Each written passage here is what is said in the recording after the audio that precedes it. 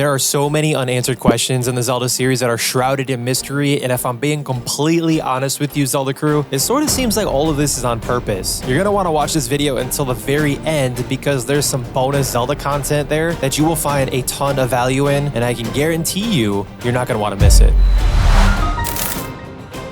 Almost every long-running video game franchise has a signature weapon that shows up in almost every entry. For example, God of War, the weapon is the Blade of Chaos. For Half-Life, it's the crowbar. For The Legend of Zelda, you guessed it, it's most certainly the Master Sword. Also known as the Blade of Evil's Bane, the Master Sword is one of the most frequent, reoccurring faces of the franchise. Even though most Zelda games star different characters, all of whom are named Link, the Master Sword is the same weapon throughout. This has, unfortunately, resulted in some retcons and contradictory origins since the Master Sword has technically existed longer than the Legend of Zelda timeline. Whenever one entry provides an origin story for the weapon, a sequel eventually comes along and delivers a completely different tale. To be blunt, it is very confusing, even to an older Zelda fan like me. So what is the true origin of the Master Sword? Who actually forged the only weapon that can harm Link's immortal arch nemesis, Ganon? Let's explore that, Zelda crew. Even though the Master Sword is directly linked with the Legend of Zelda franchise, the weapon didn't debut until The Legend of Zelda: A Link to the Past, where it waited in a stone pedestal. While this sword and the stone imagery has stuck with the Zelda series ever since, the Master Sword's initial form did not. In A Link to the Past, the Master Sword features a red grip and guard. The blue hilt we know today was introduced in The Legend of Zelda: Ocarina of Time. Since the Master Sword first appeared in A Link to the Past, the game also provided an origin for the weapon, but like the design, the story's canosity was just as fleeting in my opinion. Back in the old days, video games came with instruction manuals. You remember that?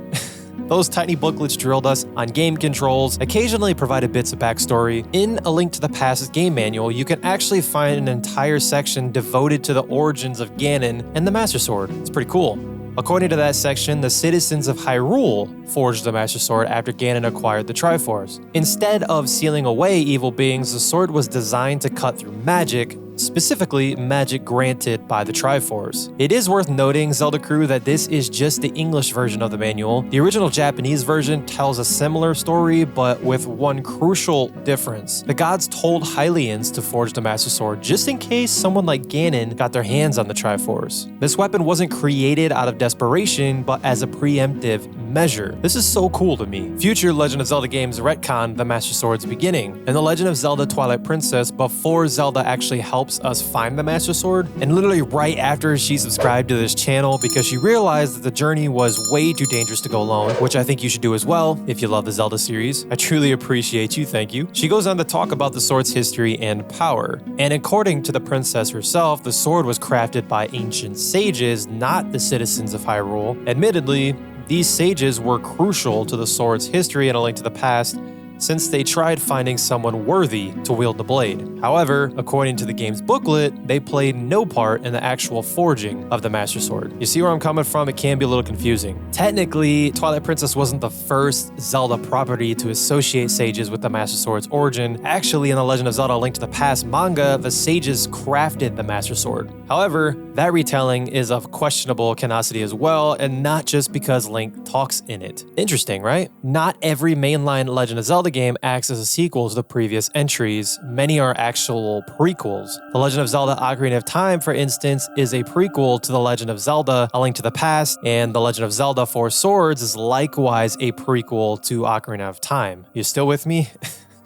Currently, The Legend of Zelda: Skyward Sword is the first chronological entry in the series, and as such, it gives us a front row seat to the Master Sword's creation. That's kind of the point of the whole game. Early in Skyward Sword, Link acquires the Goddess Sword as well as the most talkative sidekick since Navi, Fi. And a lot of you think that she is annoying, but it is what it is. I don't think she was that annoying, to be honest. Fi is an artificially created spirit who resides in the Goddess Sword and acts as a medieval onboard computer. She helps Link find elemental flames associated with different goddesses, which turn the Goddess Sword into the Master Sword. So in a sense, Link himself forged the Master Sword by going on an adventure with Fi acting as his guide. But that raises another question, Zelda crew.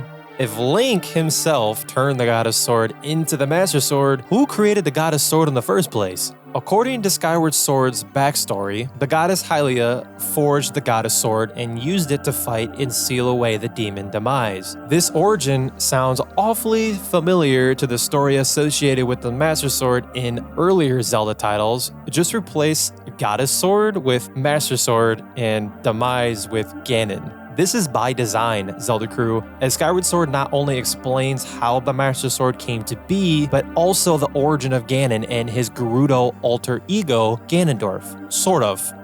At the end of Skyward Sword, Demise curses the descendants of Link and Zelda to forever have an incarnation of his hate follow them. The incarnation is implied to be Ganondorf or Ganon, so it sort of makes sense that the successor of the weapon used to defeat Demise would likewise be used to defeat Demise's successor. Does that make sense? Continuity has a love-hate relationship for the Legend of Zelda franchise. Almost every entry features landmarks such as Hyrule Castle and Death Mountain, but the geography varies widely between entries for no reason, to be honest. While one could argue that the whatever rationale is behind these changes also explains why the Master Sword's origin occasionally changes, The Legend of Zelda Skyward Sword potentially provides a superior in-game explanation that doesn't sort of relate to the previous stories. When we acquire the Goddess Sword in Skyward Sword, they learn that Link's teacher and Zelda's father Gapura guarded the chamber and kept it secret. Gapura, yes, I know I butchered the name, also recites a bit of the legend that was passed down to him. Fire remarks that the oral tradition is one of the best reliable methods of information retention and transmission, since apparently crucial portions of the story had been lost over time. Not only does Fi use this as an opportunity to correct Gapura, but it also explains why the Master Sword origin story differs from game to game. While we got to witness the weapon's creation in Master Sword, characters in other games did not. Tales were passed down from generation to generation, which is why in-game legends of the Master Sword exist in the first place. But as time went on, certain details were accidentally changed or omitted. That's probably why the sages were associated with the Master Sword's creation in earlier entries. In Ocarina of Time, they were crucial in sealing away Ganondorf. Stories of the Goddess Sword and Demise probably disappeared, but tales of the Master Sword and Ganondorf did not. Therefore, over time, Hylians likely assumed the Master Sword was created in response to Ganondorf, and thus misassociated the sages with the weapon's real origins. It only took 100 years to make the Legend of Zelda Breath of the Wild characters like Yoloro think the Master Sword is actually a torch. Imagine, Zelda crew, how much damage potentially thousands of years of compounding errors could do to stories surrounding the weapon's beginnings.